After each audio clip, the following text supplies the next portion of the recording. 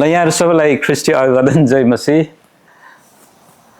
हामी चाहिँ यहाँ विशेष गरेर अहिले हाम्रो Nepali speaking church of Baltimore यो 20औं वर्षको वार्षिकोत्सव बनाउने क्रममा छौँ र वी आर भेरी एक्साइटेड हैन।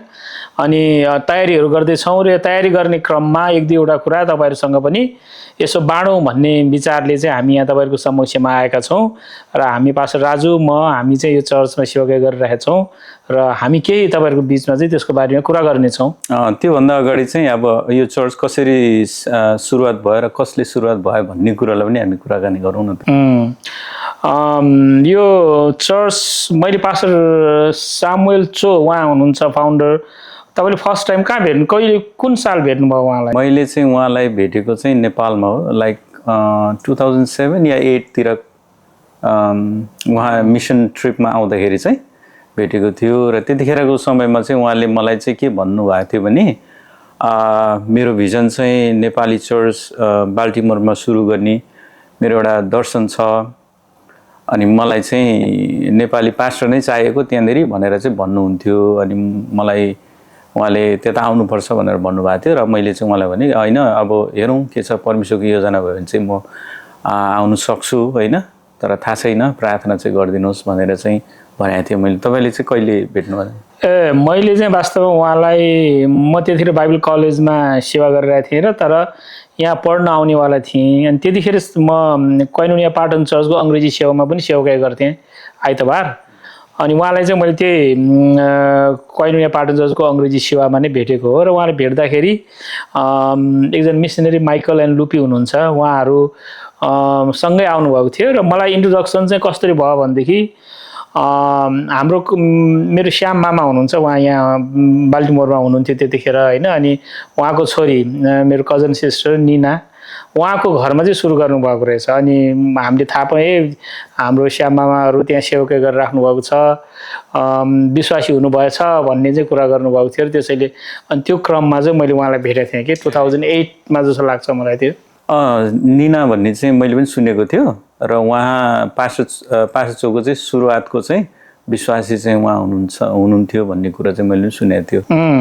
उहाँ अलिकति उहाँको फेस चाहिँ अलिकति कोरियन जस्तो देख्नु भएछ उहाँले रेस्टुराँमा जाँदाखेरि। अनि कोरियनै भनेर सुसमाचार सुनाएको नेपाली परेछ तैपनि अब त्यसकारण एउटा कोरियन मान्छेले कसरी नेपाली चर्च सुरु गर्यो भन्नेमा चाहिँ त्यो चाहिँ एउटा छ। अनि एउटा मलाई के लाग्छ भनेदेखि जस्तै हामी कतिपल्ट हैन हामी नेपाली नै बाहेक अरू गर्न सक्दैन भन्ने जस्तो लाग्दाखेरि पास्टर चोको एउटा राम्रो लाग्ने चाहिँ उहाँले नेपाली कुरा नबुझे पनि वास्तवमा नेपाली चर्च चाहिँ उहाँले सुरु गर्न सक्नुभयो। त्यो चाहिँ एउटा ठुलो परमेश्वरको आशिष जस्तो लाग्छ मलाई। 2005 मा चाहिँ उहाँले सुरुवात गर्नुभएको रहेछ। म आउँदाखेरि चाहिँ निकै विश्वासीहरू भइसकेको थियो हैन। तपाईँ त मभन्दा अगाडि आउनुभएको होइन, कस्तो थियो त्यतिखेर चाहिँ यो चर्च? चर्च त्यतिखेर अब भर्खर नेपालीहरू आउने क्रममा भइरहेको थियो, थोरै नै थियो तर थोरै भए तापनि मान्छेहरू चाहिँ नेपालीहरू आइरहेको थियो। अनि म आउँदाखेरि चाहिँ दुईटा चर्च भइसकेको रहेछ। मलाई थाहा छ त्यो, मैले एकजनाबाट सुनेको अनुसार चाहिँ पास्टर चोले चाहिँ नेपाल इज नेपाल, भुटान इज भुटान भनेर दुईवटा नेपाल ब्याप्टिस्ट चर्च र भुटान ब्याप्टिस्ट चर्च चाहिँ सुरु गर्नुभएछ होइन? हो, नेपाल र भुटान ब्याप्टिस्ट चर्च सुरु गर्नुभएको थियो। अनि त्यो क्रममा चाहिँ म सुरुमा चाहिँ म नेपाल ब्याप्टिस्ट चर्चमा पनि जान्थेँ, दिउँसो चाहिँ यता भुटान ब्याप्टिस्ट चर्च पनि आउने गर्थ्यौँ। म आउँदाखेरि चाहिँ एउटा अलिक हाम्रो नेपाल ब्याप्टिस्ट चर्चको अलिकति समस्या थियो र त्यहाँ समस्या छ भन्ने सुनेर मलाई पास्टर दानले चाहिँ ल्याउनु भएको थियो कि यहाँनिर जाम भनेर। अनि वचन प्रचार गर्नको निम्ति पास्टर दान र म आएका थियौँ र त्यसपछि अनि उहाँहरूले चाहिँ हामी चाहिँ नेपाली पास्टरको लागि प्रार्थना गरिरहेछौँ। त्यतिखेर भुटान चर्च तपाईँहरूको चर्च यता सुरु भइसकेको थियो र यता चाहिँ उहाँ अलि एकजना नेपाली पास्टरको लागि नै प्रार्थना गरिराख्नु भएको रहेछ। अनि मेरो चाहिँ त्यतिखेर फेरि फाइनल इयरमा पनि थियो, ग्रेजुएसन हुने चाहिँ मेमा थियो। अनि उहाँहरूले चाहिँ बोलाउनु भयो मलाई। अनि त्यतिखेर म प्रिन्सटनदेखि नै महिनाको 2 चोटि चाहिँ आउँथेँ, एभ्री अदर विकमा आउने वचन प्रचार गर्ने चाहिँ गर्थेँ र 2-3 महिना त्यसरी गरेपछि चाहिँ म यो नेपाली स्पिकिङ चर्चमा चाहिँ 2014 देखि 14 को जुन महिनादेखि नै म चाहिँ आएको हो। यहाँ आउँदाखेरि 4वटा चर्च थियो म आउँदाखेरि चाहिँ। हो 4टा भइसकेको थियो। एउटाबाट 2टा भएछ, एउटाबाट 2टा गर्ने चाहिँ पास्टर चो आफै हो उहाँले नेपाल, तर 2टाबाट 4वटा गर्ने चाहिँ नेपाली बहादुरहरूले चाहिँ के गरेछ 2टाबाट 4वटा बनाइदिएछ। म आउँदाखेरि चाहिँ मलाई चाहिँ लागेको के थियो भनेदेखि अब हामी विदेशमा छौँ, यहाँ त काम गर्नेहरू त जे काम गर्नु पनि सक्छ नि त। अनि यदि सेवकै नै गर्ने हो भनेदेखि चाहिँ यसरी टुक्रा टुक्रा भएर हुँदैन। 4वटा म सुरुमा आएको बेलादेखि नि मैले तपाईँसँग पनि सायद कुरा गरेँ होला होइन, कुरा गर्नुभएको थियो। हामीले चाहिँ यसरी सेवकै गर्नु हुँदैन, यो 4वटा चर्च एउटा हुने पहिला 1 नम्बरमा फर्स्ट स्टेप। बरु आवश्यक छ भनेदेखि एरियामा चाहिँ हामी फेरि छोरी मण्डली जस्तो सिस्टर चर्च जस्तो गर्न सक्छौँ भनेर चाहिँ भनेको थिएँ होइन। त्यो अब 14 देखि 19 5 वर्षभित्रमा चाहिँ एक प्रकारले युनिटी चर्चसँग चाहिँ हाम्रो थुप्रैचोटि कुराहरू भएको थियो, तर हुन सकेन। तर कोभिड आइसकेपछि चाहिँ कसरी अचानक 4वटा एकैचोटि 20मा चाहिँ 4वटा चर्च चाहिँ एउटा चर्च भयो। मेरो पनि त्यही थियो।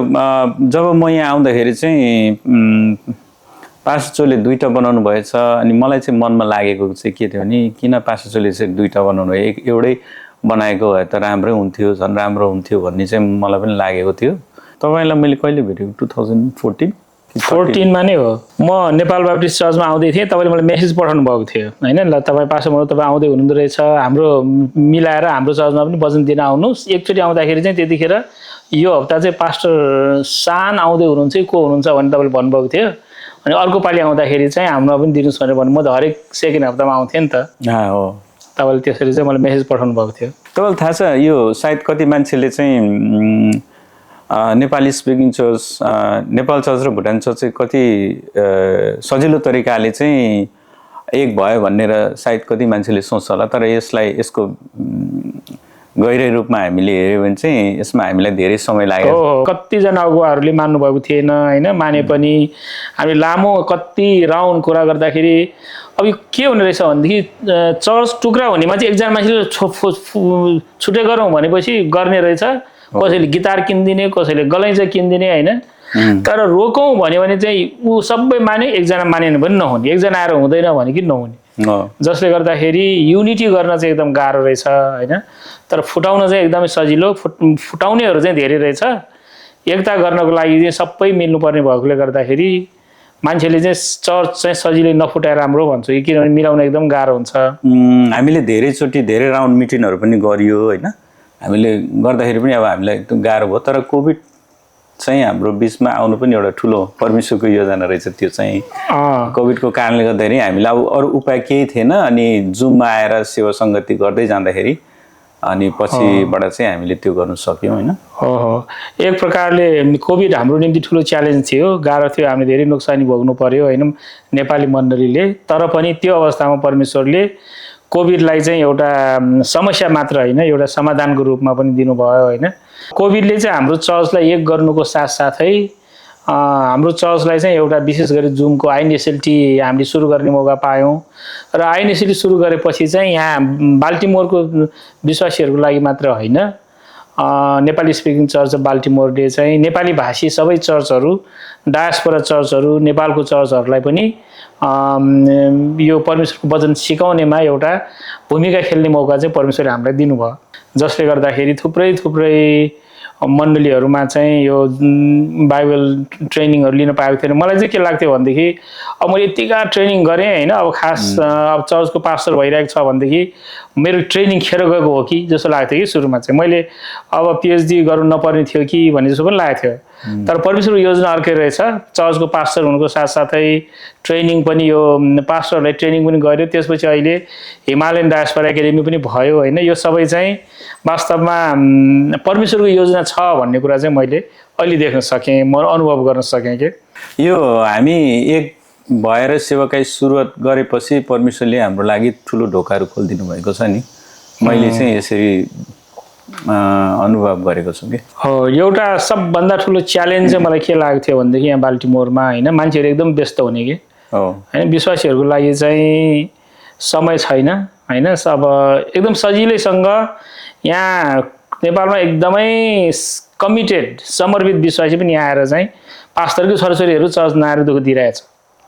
पास्टरको छोराछोरी मात्र नभएर कतिजना लिडर्सहरू पनि नेपालबाट आएर चाहिँ यहाँनिर इभन चर्च पनि नआउनेहरू छ। आई डोन्ट नो किन हो त्यस्तो त्यो चाहिँ भएको होइन। तर खुसी लागेको कुरा चाहिँ के छ भने अहिले हामीहरू यो कुरो विगतको कुरोहरूलाई सम्झिँदाखेरि हामीलाई धेरै गाह्रो भएको थियो। हामीले धेरै चुनौतीहरू खेप्नु परेको थियो। मान्छेहरूको भनाइ, विश्वासीहरूको भनाइ होइन, धेरै किसिमको सतावटहरू हाम्रो जीवनमा नआएको होइन। सेवकाई गर्दै गर्दाखेरि आयौँ। तर पनि अहिले त झन्डै म उहाँ जान्छ अरे जान लाग्नुभएको थियो नि होइन, म पछि थाहा पाएको थिएँ।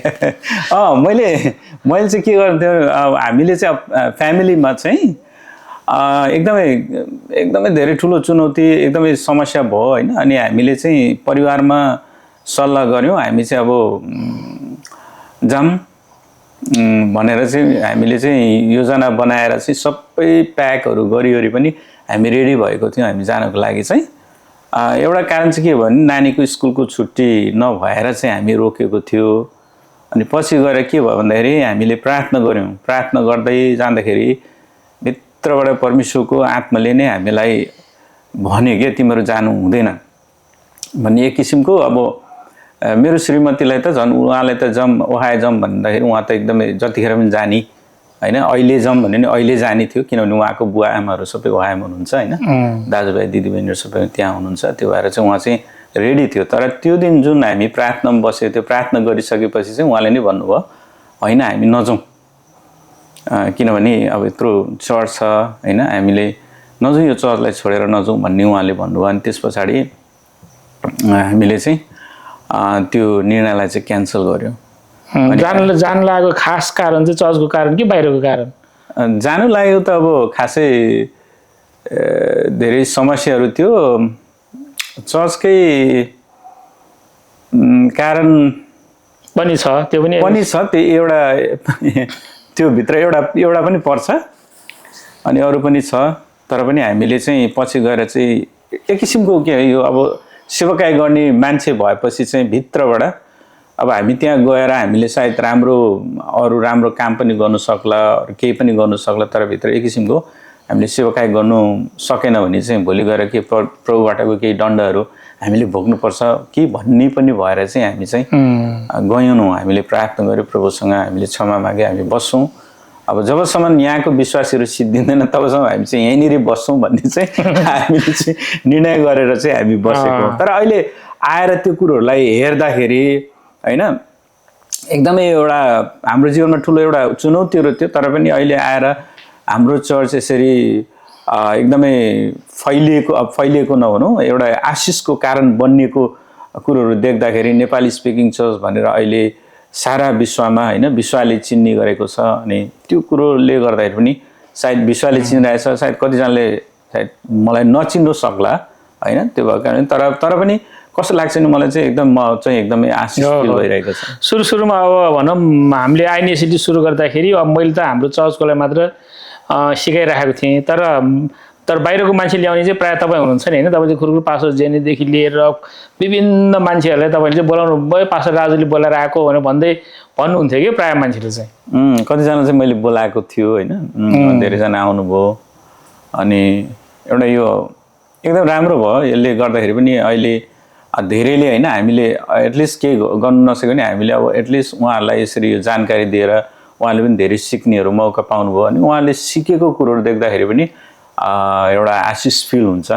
हो र यो अहिले जुन परमेश्वरले हामीलाई हाम्रो चर्च त हामी लोकल्ली परमेश्वरले यहाँ बाल्टिमोरमा एउटा राम्रोसँग यहाँको कम्युनिटीसँग पनि हामीले एकदम राम्रो सम्बन्ध बनाउन सकेका छौँ होइन। र त्यो बाहेक पनि एउटा नेपाली डायस्पोरामा नै उहाँले रोल दिनुभएको छ होइन। हामी यसको निम्ति चाहिँ परमेश्वरलाई धन्यवाद दिन्छौँ। अहिले चर्चबाट हामीले लिडरसिप ट्रेनिङ गऱ्यौँ होइन, आइएनएसएलटीबाट हिँड भनेर हिमालयन डायस्पोरा एकाडेमी भनेर बिटिएस गर्न सक्यौँ। र अहिले फेरि अर्को एउटा प्रोग्राम हामीले 3B भन्ने पनि गऱ्यौँ होइन। 3Bबाट चाहिँ विशेष गोल चाहिँ अब भनौँ हरेक चर्च चाहिँ एउटा ट्रेनिङ सेन्टर होस्।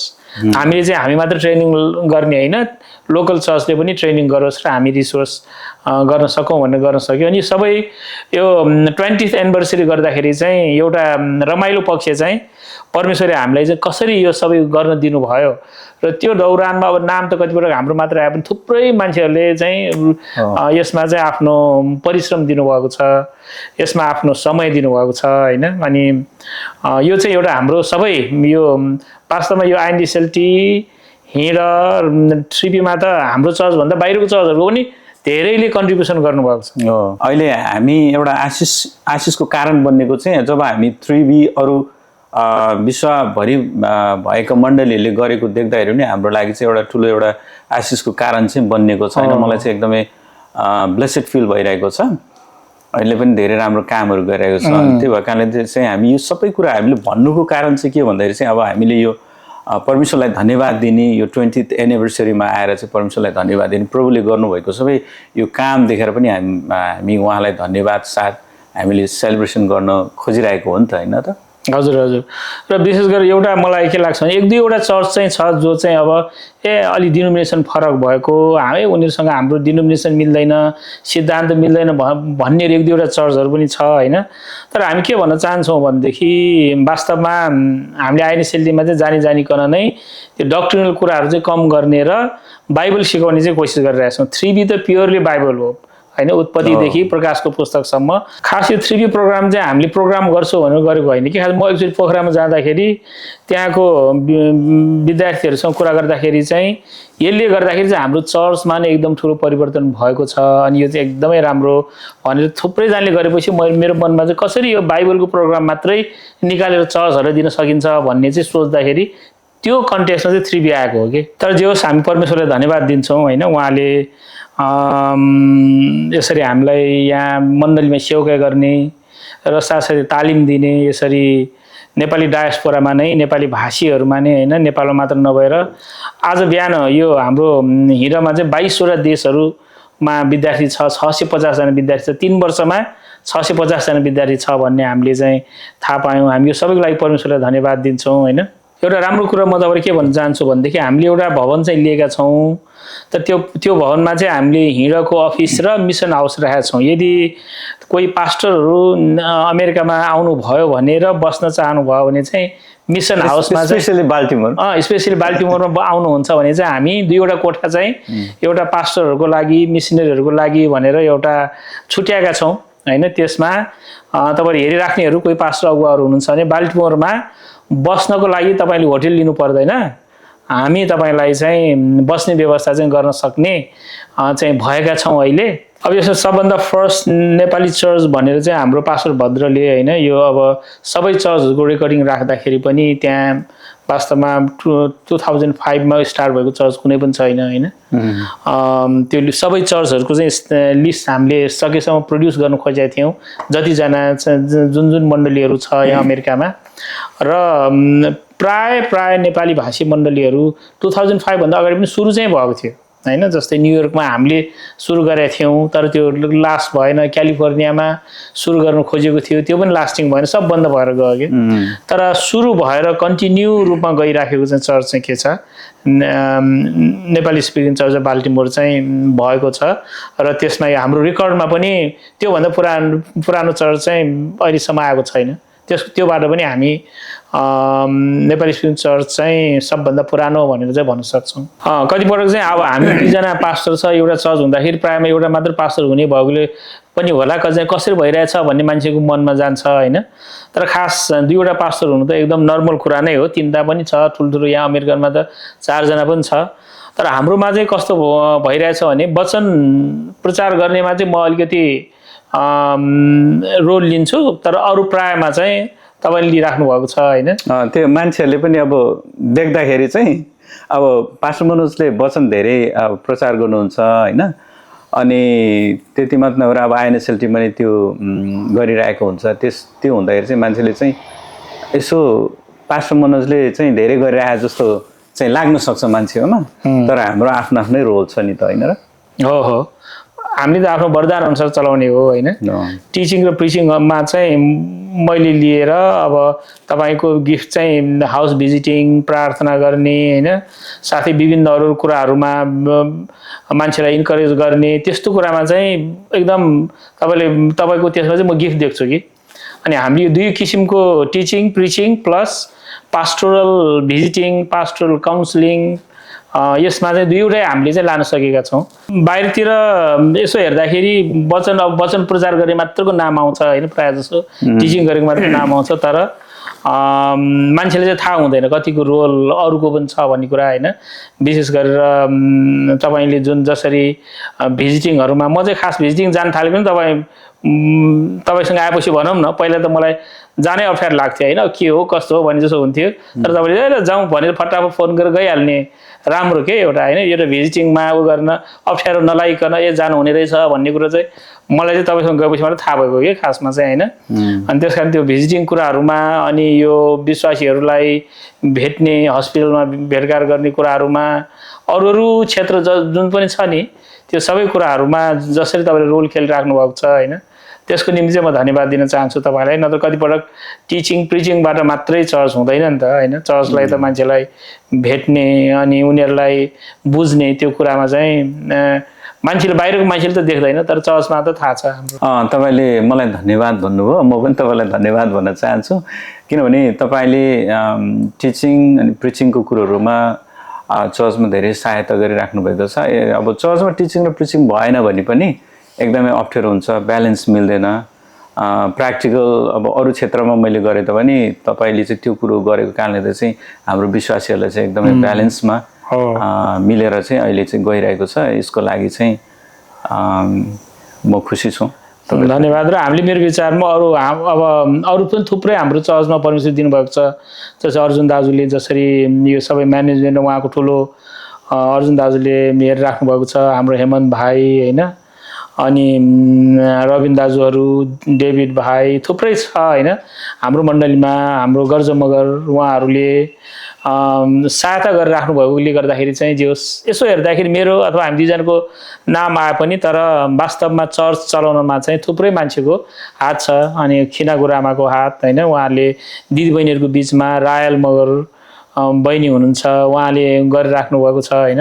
अनि उहाँहरू सबैको चाहिँ मलाई एकदम रोल ठुलो लाग्छ। हाम्रोमा एकदमै आफ्नो आफ्नो रोलहरू निभाइरहेको छ। अब वर्सिपमा भयो होइन, हाम्रो आशिष भाइ, ज्योति रिमाल, अनि हाम्रो धीरेन भाइ भयो, अनि त्यसरी नै हाम्रो युथमा पनि छ हाम्रो आकाश सम्झौता, जसले आफ्नो क्षेत्रमा रहेर चाहिँ काम गरिराख्नु भएको छ। अहिले सागर भाइ पनि हुनुहुन्छ नि, सागर भाइ, अहिले हाम्रो यहाँ यता डिप्सन भाइ होइन, डिप्सन भाइ हुनुहुन्छ। हाम्रो फुलमती राई दिदीहरू होइन चर्चमा आएर, हाम्रो लालमाया पुन, नाम लियो भने त थुप्रै नै छ, तर पनि हामी भन्नु खोजेको कुरा चाहिँ हाम्रो मण्डली यो हुनुमा पास्टर मनोज अथवा पास्टर राजु 2जना मात्र होइन, हामीहरूको पछाडि चाहिँ थुप्रै यस्ता व्यक्तिहरू छन् जसले चाहिँ हामी भन्दा बढ्दा धेरै काम गरिराख्नु चाहिँ भएको छ। कतिजनाको अब हामी नदेख्नु सक्छ होइन। यो अब उहाँहरूको कारणले गर्दाखेरि चाहिँ आज हाम्रो मण्डली एउटा आशिषको कारण बन्नेको छ।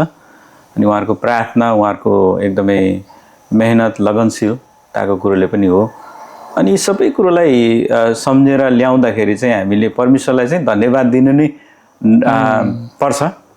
अनि त्यसै कारणले गर्दाखेरि चाहिँ हामी आज चाहिँ यसरी अब यो 20 एनिभर्सरीमा हामी सेलिब्रेसन गर्दैछौँ होइन। अनि एकदमै खुसी लागेको छ यो कुरोलाई देख्दाखेरि। परमेश्वरले धन्यवाद भएको होस्, उहाँले हामीले धेरै उहाँको सेवकहरू हामीहरूको मण्डलीमा दिनुभएको छ। हामी यतिका धेरै भए पनि होइन, हाम्रोमा परमेश्वरले चाहिँ अब विभिन्न किसिमको दान वरदान भएको व्यक्तिहरू दिनुभएको छ। अनि हामी यो विशेष गरेर 20औं वार्षिक उत्सव मनाउने क्रममा म हाम्रो मण्डलीमा भएका कतिजना हामीले बिर्सिसकेका पनि छौँ होला, कतिजना आएर कति ठाउँमा जानुभएको छ होइन।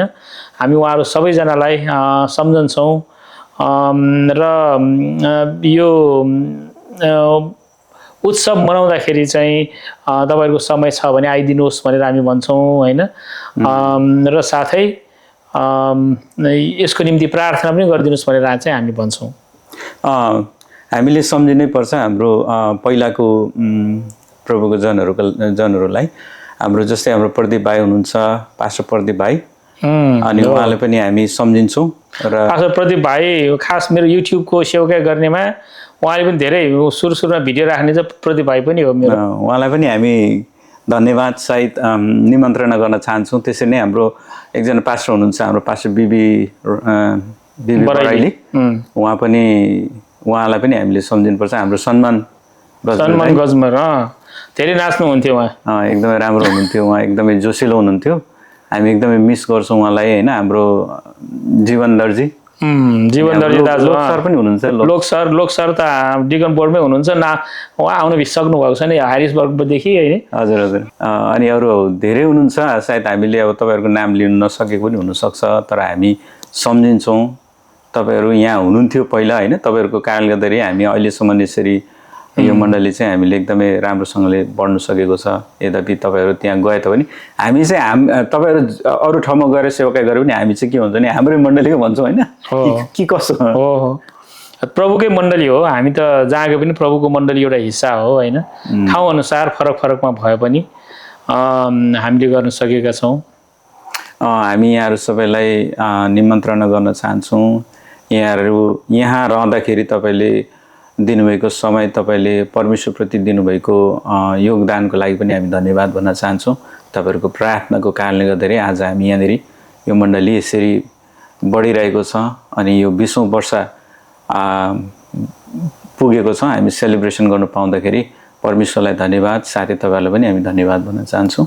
ल त्यसो भए हामी आज धेरै कुराकानी गर्ने यो मौका हामीले पायौँ, यसमा परमेश्वरलाई पनि धन्यवाद। तपाईँहरू सबैजनालाई पनि प्रभु येशू ख्रीष्टको नाउँमा जय मसीह।